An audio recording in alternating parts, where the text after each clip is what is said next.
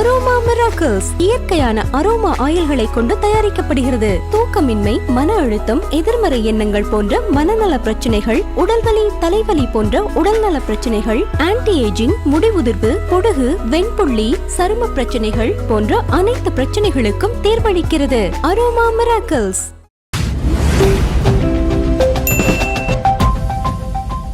இப்போ முதல்வர் ஸ்டாலினா இருக்கட்டும், இப்போ உதயநிதி ஸ்டாலினா இருக்கும், அவங்களுக்குலாம் அந்த பர்மிஷன் வந்து ஈஸியாக கிடைச்சிருச்சு. ஆனால் விஜய்க்கு மட்டும் அந்த பர்மிஷன் கிடைக்க மாட்டேங்குது. அதுதான் இங்க வந்து முக்கிய காரணமாக இருப்பது அந்த கரூர் சம்பவம் தான். உதாரணத்துக்கு ஒரு கட்சி திமுகவா இருக்கட்டும், அதிமுகவா இருக்கட்டும், வேறு கட்சியாக இருக்கட்டும், நாங்கள் பிரச்சாரம் பண்ணணும் அப்படின்னு நீங்கள் காவல்துறையில் அனுமதி கேட்கும்போது கொடுக்கல அப்படின்னா அவங்க அடுத்த கட்டத்தை நோக்கி போக முடியும். தேர்தல் ஆணையத்தில் போய் புகார் சொல்லலாம், நீதிமன்றத்துக்கு போகலாம், எங்கே வேணாலும் போகலாம். ஆனால் தாவேக்காவுக்கு இருக்கிற ஒரு சிக்கல் என்னன்னா, இப்படி அனுமதி மறுக்கப்பட்டு நீங்க எங்க போய் கதவை தட்டினாலும் கரூர் மேட்டரை தூக்கி போட்டுருவாங்க. அதுக்கு வந்து உங்ககிட்ட எந்த பதிலுமே கிடையாது. இல்லைங்க இப்படி அப்படி அப்படின்னு, இல்லைங்க ஏற்கனவே நாங்க பார்த்தோம்ல அப்படின்னு சொல்லிடுவாங்க. அப்ப அதுக்கு வந்து இவங்களிடம் இருந்து சரியான பதில் கிடையாது. அதுதான் இவர்களுக்கு வந்து ஒரு பெரிய சிக்கலாக இருக்கு. அதுல இன்னொன்னு, நான் ஏற்கனவே பல பேட்டிகளில் சொன்ன மாதிரி, மற்ற தலைவர்களுக்கு கூட்டம்ங்கிறது பணம் கொடுத்து, பிரியாணி கொடுத்து, குவார்ட்டர்களை கொடுத்து வரவழைக்கிற கூட்டம். விஜய்க்கு மட்டும்தான் தன்னெழுச்சியா திரண்டு வருகிற கூட்டம். அது எல்லாமே வாக்குகளாக மாறப்போதா இல்லையாங்கிறது தேர்தலுக்கு பிறகுதான் தெரியும். ஆனா விஜய் ஒரு சினிமா நடிகர், அதுவும் ஒரு உச்ச நட்சத்திரம்ங்கிறதுனால அவரை நேரில் பார்க்க மாட்டோமா அப்படின்னு ஏங்கிக்கிட்டு இருக்கிற கூட்டம் வந்து பெரிய கூட்டம். ஸோ அவர்கள் விஜய்க்கு வந்து நம்ம பக்கத்துல வர்றாரு அப்படிங்கும்போது அவங்க அப்படி திரண்டு வர்றாங்க. ஸோ அதுதான் முக்கியமான விஷயம். அப்படி வரும்போது எந்த அசம்பாவிதமும் நடந்துடக்கூடாது அப்படிங்கிறது காவல்துறையினுடைய நோக்கமா இருக்கு. அதுக்காகத்தான் இந்த நிபந்தனைகள், கட்டுப்பாடுகள் எல்லாமே. பட் அதே நேரம் எத்தனை காலத்துக்கு நீங்க இந்த கரூரையே காரணம் காட்டிட்டு இருக்க போறீங்க? இப்ப கரூருக்கு பிறகு பல இடங்களுக்கு இவரு பிரச்சாரத்துக்கு போயிட்டு வந்துட்டாரு, எங்குமே அந்த மாதிரி அசம்பாவிதம் நடக்கல.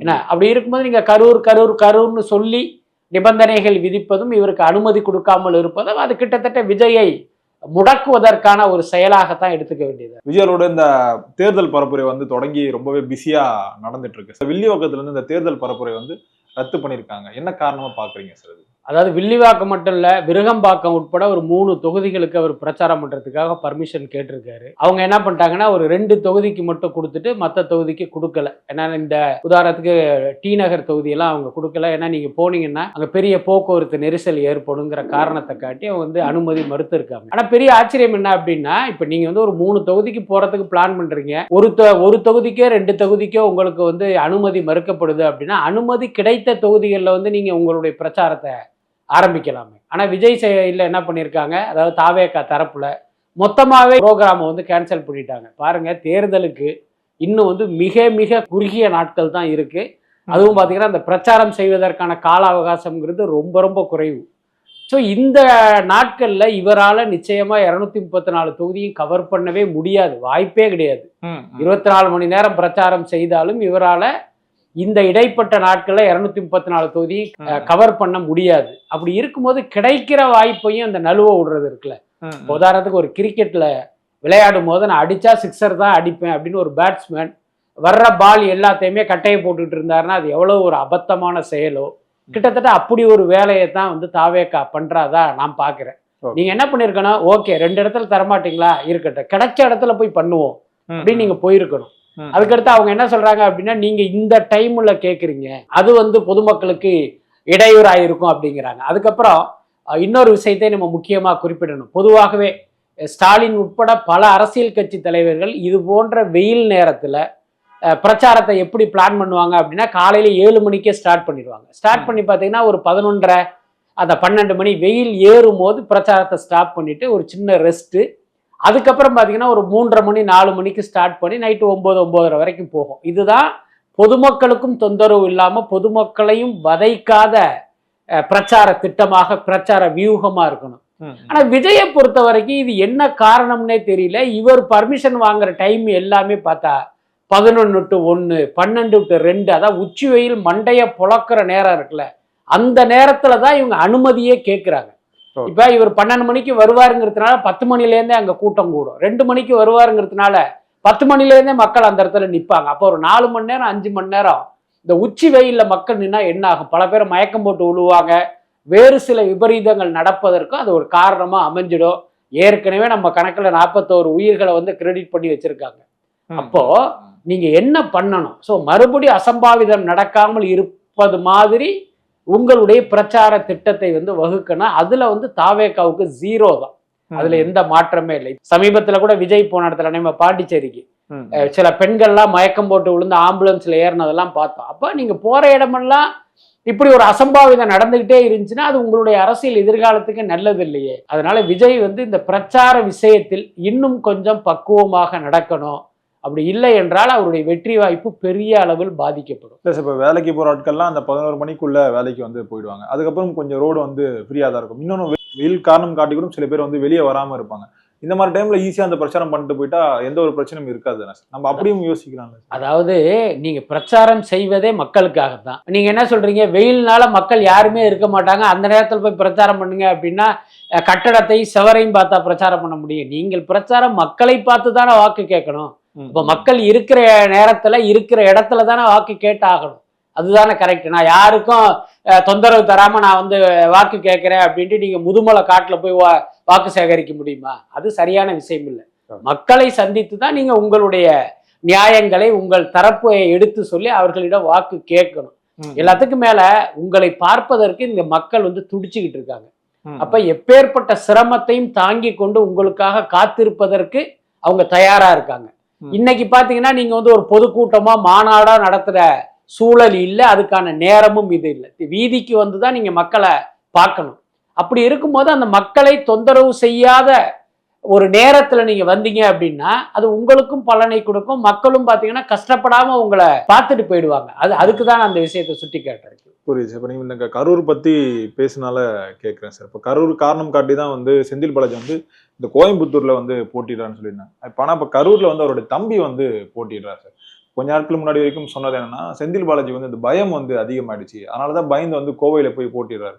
இப்போ அவர் தம்பியை வந்து களத்தில் இறக்கிருக்காங்க சார். அதான் அவர் தம்பி அசோக் வந்து திமுகவுடைய மாற்று வேட்பாளரா மனு தாக்கல் பண்ணியிருக்காரு. கட்சியை அறிவித்த வேட்பாளருங்கிறது வேற ஒருத்தர் தான். அதனால எப்பயுமே பார்த்தீங்கன்னா கட்சியினுடைய அதிகாரப்பூர்வ வேட்பாளருடைய வேட்பு மனு வந்து கண்டிப்பாக ஏற்றுக்கொள்ளப்படும். அதுல எந்த மாற்றமும் இல்லை. அதே நேரம் என்ன இருக்குன்னா, ஏதாவது ஒரு அசம்பாவிதம் நடந்தா அந்த தொகுதியில வந்து நம்மளுடைய வேட்பாளர் இல்லாமலே தேர்தல் நடக்கிற சூழல் வந்துருங்கிறதுனால ஒரு மாற்று ஏற்பாடாக இப்படி ஒரு மாற்று வேட்பாளருடைய வேட்பு மனுவை தாக்கல் பண்ணுவாங்க. அப்ப செந்தில் பாலாஜியுடைய தம்பி அசோக் வந்து அங்கே மாற்று வேட்பாளரா மனு தாக்கல் பண்ணினதாலேயே இவர் தான் முக்கியமான வேட்பாளர், பிரதான வேட்பாளர் நம்ம எடுத்துக்க வேண்டியது இல்லை. பட் அதே நேரம் செய்திகள் எப்படி இருக்கு அப்படின்னா, அந்த பிரதான வேட்பாளருடைய வேட்பு மனு பார்த்தீங்கன்னா ஒரு குறைபாடோடு தாக்கல் செய்யப்பட்டிருக்கு. அதில் கேட்கப்பட்ட பல விவரங்கள் அதுல முழுமையாக ஃபில்லப் பண்ணல, நாம் கியூஸ்க்கு ஃபில்லப் பண்ணியிருக்காங்க. ஆனா மாற்று வேட்பாளரான செந்தில் பாலாஜியுடைய தம்பி அசோக்குடைய வேட்பு மனு பார்த்தீங்கன்னா பக்காவா ஃபில்லப் பண்ணி தாக்கல் பண்ணியிருக்காங்கன்னு ஒரு செய்தி இருக்கு. இது எந்த அளவுக்கு உண்மைங்கிறது நமக்கு தெரியாது. அப்ப அது ஒருவேளை உண்மையாக இருக்கும் பட்சம் இதுக்கு பின்னால செந்தில் பாலாஜியுடைய பாலிடிக்ஸ் இருக்கிறதா நம்ம எடுத்துக்கலாம். நான் இல்லைன்னா என்னுடைய தம்பி வந்து அந்த பகுதியினுடைய எம்எல்ஏவா இருக்கணும். அதனுடைய அர்த்தம் என்ன அப்படின்னா, கரூருங்கிறது ஒன்று என் கண்ட்ரோல்ல இருக்கணும், இல்லை என் தம்பி கண்ட்ரோல்ல இருக்கணுங்கிறது நோக்கமாக இருக்கலாம். பட் என்ன இருந்தாலும் இந்த கட்டத்தில் அது குறித்து நம்ம பேசுவதுங்கிறது ஒரு சரியான விஷயமா இருக்காது. அப்படி ஒரு விஷயம் நடக்கும்போது தான் நம்ம அது குறித்து ரொம்ப டீட்டெயிலாக பேசுறது பொருத்தமாக இருக்கும்னு நினைக்கிறேன். புரியுது. இப்போ அதே மாதிரி வந்து அந்த காட்டுமன்னார் கோயிலில் வந்து திருமாவளவன் வந்து போட்டியிடுறதா இருந்தது. பின்னால் வந்து அவர் வந்து பின்வாங்கிட்டார், வேறு ஒரு வேட்பாளர் வந்து களம் இறக்குறாங்க. அதே மாதிரி இந்த புதுச்சேரியில் வந்து விசிக தரப்புல வந்து வேட்பாளருக்கெல்லாம் நீங்கள் வந்து ஓட்டு போடாதீங்க வந்து சொல்றாரு. ஒரு அழுத்தம் வந்து திமுக சார்பாக வந்து திருமாவளவன் கொடுக்கப்பட்டிருக்கா சார் இதில்? அதாவது திருமாவளவன் வந்து விடுதலை சிறுத்தைகள் கட்சியின் தலைவராக இருந்தாலும் இன்னொரு பக்கம் பார்த்தீங்கன்னா திமுகவால் மிகப்பெரிய அளவுக்கு நெருக்கடிக்கு உள்ளாக்கப்படுகிறார் அப்படிங்கிறது தான் உண்மை. ஏன்னா இப்போ நடக்கிற சம்பவங்களை எல்லாம் தொகுத்து பார்க்கும்போது நம்ம அப்படிதான் முடிவுக்கு வர வேண்டியதாக இருக்கு. ஏன்னா தோழமை கட்சி என்ற பெயரில் மற்ற தோழமை கட்சிகளை விட திமுகவுக்கு பெரிய அளவுல முட்டு கொடுக்குறது யார் அப்படின்னா திருமாவளவன் தான். இன்னும் சொல்ல போனா திமுக ஆட்சியில் அந்த ஒடுக்கப்பட்ட சமூகத்தை சேர்ந்தவர்களுக்கு அநீதி நடக்கும் சம்பவங்களிலும் கூட திருமாவளவனுடைய குரல்ங்கிறது ஓங்கி ஒலிக்கல. வேங்கை வயல் உட்பட பல்வேறு சம்பவங்களை நம்ம தொடர்ந்து பார்த்துக்கிட்டு இருக்கோம். அதுக்கு என்ன காரணமாக அரசியல் வட்டாரத்தில் சொல்றாங்க அப்படின்னா, திமுக ஆட்சியில பார்த்தீங்கன்னா அவர்களுடைய தோழமை கட்சிகளுக்கு மாதம் ஒரு தொகை கொடுக்கப்படுது. அதை நீங்க கமிஷன்னு வச்சுக்கலாம், கட்டிங்னு வச்சுக்கலாம், அல்லது கப்பம் கட்டுறதா வச்சுக்கலாம், அன்பளிப்புன்னு கூட அன்பளிப்புன்னு வச்சுக்கலாம், லஞ்சம்னு வச்சுக்கலாம். ஏதோ ஒரு வகையில இந்த தோழமை கட்சிகளின் வாயை அடைப்பதற்காக ஆளுங்கட்சி தரப்பிலிருந்து பணம் கொடுக்குறாங்க. அந்த பணத்தை வாங்கி இவங்க நல்லா சுகம் கண்டுட்டாங்க. அதனால திமுகவுடைய குறைகளை, திமுக ஆட்சியில் ஒடுக்கப்பட்ட மக்களுக்கு நடக்கும் அநீதிகள் குறித்தெல்லாம் இவங்க பெருசா பேசலை அப்படின்னு பத்திரிகைகளிலும் பல்வேறு தொலைக்காட்சி யூடியூப்லாம் அப்படி ஒரு கருத்து பரவிக்கிட்டு இருக்கு. இப்ப திருமாவளவன் மீது உள்ள மரியாதை காரணமா அவருடைய அரசியல் பயணத்தை எல்லாம் பார்த்த நம்மை போன்றவர்களுக்கு இந்த செய்தியை நம்புவதற்கு கஷ்டமாக இருந்தாலும், இன்னொரு பக்கம் பார்த்தீங்க அப்படின்னா இந்த திமுக விஷயத்தில் திருமாவளவன் நடந்து கொள்கிற விதத்தை எல்லாம் பார்க்கும்போது இது உண்மைதானோன்னு நம்ப தோணுது. என்ன காரணம்னா இப்போ காட்டுமன்னார் கோயில் விஷயத்துக்கு வருவோம். காட்டுமன்னார் கோயிலில் பொறுத்த வரைக்கும் பார்த்தீங்கன்னா இவர் வேட்பாளராக தன்னை அறிவிச்சுக்கிறாரு. இத்தனைக்கு இவர் சிதம்பரம் தொகுதியினுடைய எம்பியா இருக்காரு. அப்படி இருக்கும்போது உங்கள் கட்சியிலேயே பல பேருக்கு நீங்க சீட்டு கொடுக்கல. சிட்டிங் எம்எல்ஏவே 3 பேருக்கே நீங்க சீட்டு கொடுக்கல. SS பாலாஜி, ஆளூர் சானாவாசு, அதுக்கப்புறம் இன்னொருத்தர் 3 பேருக்கு நீங்க கொடுக்கவே இல்லை. அப்ப காட்டுமன்னார் கோயில இந்த 3 பேரில் யாராவது ஒருத்தருக்கு நீங்க கொடுத்துருக்கலாம். அவங்க அந்த தொகுதியை பொறுத்த வரைக்கும் இவர் வெளியூர், அவர் உள்ளூருங்கிற பேச்செல்லாம் கிடையாது. காட்டுமன்னார் கோயிலில் பார்த்தீங்கன்னா விசிகாக்கு ஒரு பெரிய ஓட் பேங்க் இருக்கு. நீங்கள் யாரை நிறுத்தினாலும் அவர் வெற்றி பெறுவதற்கான சூழலும் இருக்கு. அப்ப இவங்க 3 பேர்ல யாராவது ஒருத்தருக்கு கொடுத்துருக்கலாம். இன்னும் சொல்ல போனா ஆளூர் சானவாஸ் திருமாவளவன் மீது கோபப்பட்டு அவருடைய லைன்லயே வராம ஒதுங்கி இருக்காருங்கிற மாதிரி செய்திகள்லாம் வருது. இப்ப அவரை சமாதானப்படுத்துவதற்கு கூட அந்த தொகுதியை கொடுத்துருக்கலாம்.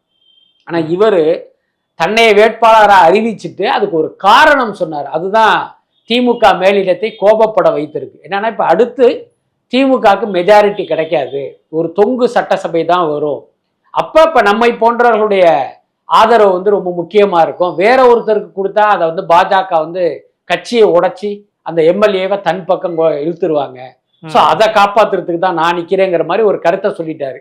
இதுல பாத்தீங்கன்னா 2 விஷயம் வெளிப்படுது. ஒண்ணு, திமுகவுக்கு அறுதி பெரும்பான்மை கிடைக்காது, தொங்கு சட்டசபை தான் ஏற்படும்ங்கிறது திமுக கூட்டணியை பலவீனப்படுத்துகிற விஷயம். அதுக்கு அடுத்து என்ன சொல்றாருன்னா, நான் இல்லாம வேற ஒருத்தன் விசிகாவுடைய எம்எல்ஏ ஆனா அவனை பாஜக விலை கொடுத்து வாங்கிடும் அப்படிங்கிறாரு. என்ன, இன்னைக்கு உங்களுக்கு எத்தனை தொகுதி திமுகவில் கொடுத்துருக்காங்க? ஒரு தொகுதியில தானே நீங்க நிக்கிறீங்க, பாக்கி தொகுதியெல்லாம் வேற யாராவது தானே நிக்கிறாங்க. அப்ப அவங்கள பாஜக விலை கொடுத்து வாங்கிறாதா என்ன? அப்ப இதுவே ஒரு அபத்தமான கருத்து. இன்னொரு பக்கம் திமுக மேலிடத்தை இந்த கருத்து டென்ஷன் ஆக்கிடுச்சு. அதனாலதான் அவரை கூப்பிட்டு ஒரு பெரிய கண்டனத்தை தெரிவித்து கடைசியில் என்னன்னு கேட்டீங்கன்னா அந்த தொகுதியிலிருந்தே தான் பின்வாங்குற நிலைமைக்கு அவர் தள்ளப்பட்டிருக்காரு. அதே மாதிரி பாண்டிச்சேரியிலையும் பார்த்தீங்கன்னா விசிகாவை திமுக கூட்டணி ஒரு பொருட்டாவே நினைக்கல. அதுதான் உண்மை. அவர்களுக்கு அங்கே வாக்கு வங்கி இருக்கு, ஆனால் திமுகவில் அவங்கள ஒரு பொருட்டா நினைக்கலைங்கிறதுனால அங்கே ஒரு பெரிய குழப்பம் நிலவுது. இல்லை சார், முன்னாடி ஆதவர்ஜனா சொல்லியிருந்தார், மாநில அரசியலில் திருமாவளவன் கவனம் செலுத்தக்கூடாது, அவர் மத்தியில் அரசியலில் அந்த கவனத்தை செலுத்திக்கணும்னு சொல்லி ஒரு நெருக்கடி அப்பவே கொடுத்துதான் சொல்லியிருந்தாரு சார்.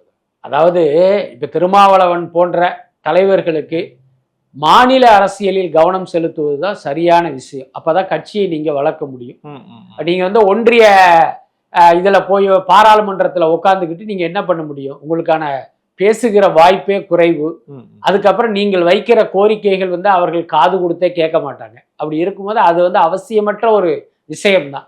அதே நேரம் எம்பியாக இருப்பது அப்படிங்கிறது மாநில உரிமைகள் குறித்து நம்ம மக்களவையில் பேசணுங்கிறதுக்கான வாய்ப்பு மட்டும் கிடையாது. அதுக்கு பின்னால நிறைய காரணங்கள்லாம் இருக்கு. பணம் பண்ணுகிற செயலும் அங்கே இருக்கு. என்ன, ஸோ அதன் காரணமாக கூட அவங்க அந்த எம்பி பதவி அப்படின்னு போயிருக்கலாம். நிறைய பேர் நம்ம என்ன நினைக்கிறோம், இவர் எம்பி தானே, இவருக்கு என்ன நம்ம நினைப்போம். ஆனால் ஒரு எம்பியாக இருப்பவருக்கு எவ்வளவு பணம் கொட்டும், எம்பியாக இருக்கிற காலகட்டத்தில் அவர் எப்பேற்பட்ட செல்வந்தராக மாற முடியும் அப்படின்னு பல எம்பிக்களுடைய சொத்துக்களை பார்த்தாலே தெரியும். ஒருவேளை அந்த கணக்கில் இவர் போயிருக்கலாம்.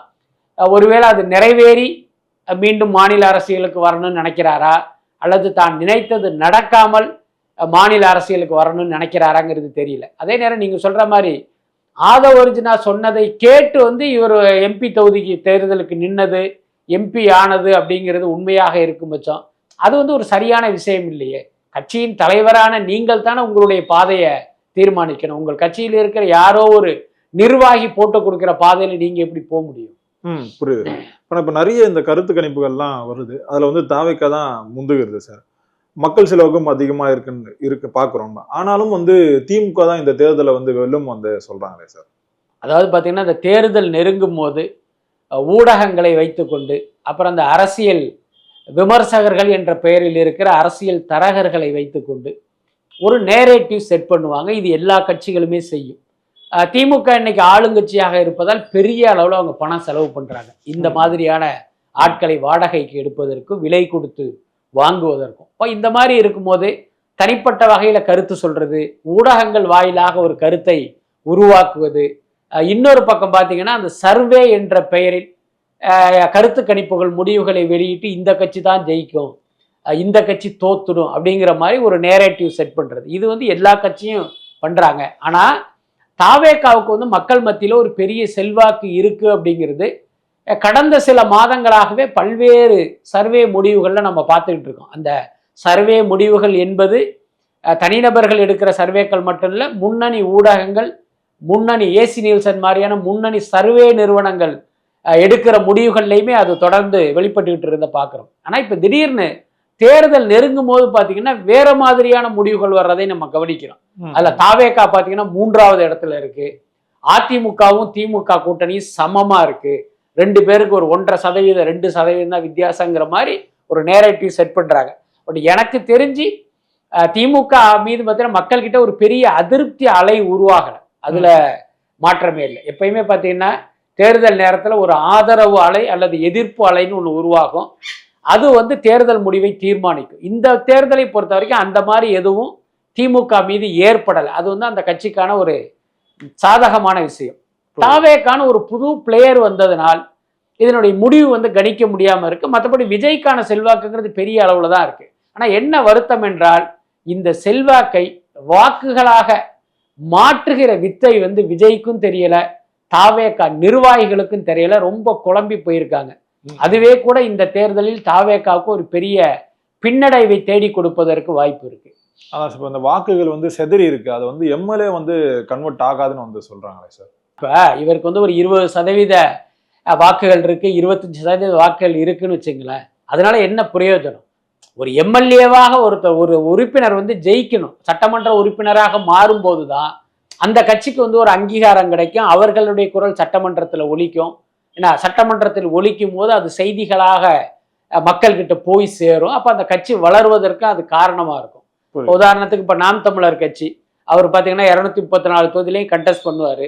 ஒவ்வொரு தொகுதியிலையும் 500, 1000, 2000 வாக்குகள் வாங்குவார். மொத்தமாக கூட்டிட்டு எனக்கு இத்தனை % வாக்குகள் இருக்கு, இத்தனை வாக்குகள் நாங்கள் வாங்கியிருக்கோன்னு அப்படி முஷ்டியை அப்படி உயர்த்துவார். அதனால என்ன யூஸ்? நீங்கள் ஒரு தொகுதியில் கூட ஜெயிச்சிருக்க மாட்டீங்களா? இந்த தேர்தலையும் அதான் நடக்க போகுது. என்ன அந்த மாதிரி இல்லாம எப்ப அந்த வேட்பாளர் வெற்றியை அறுவடை செய்கிறாரோ அதுதான் ஒரு சரியான விஷயமாக இருக்கும். தாவேகாவுக்கு அப்படி நடக்குமா அப்படிங்கிறது தான் இப்போ உள்ள கேள்வி.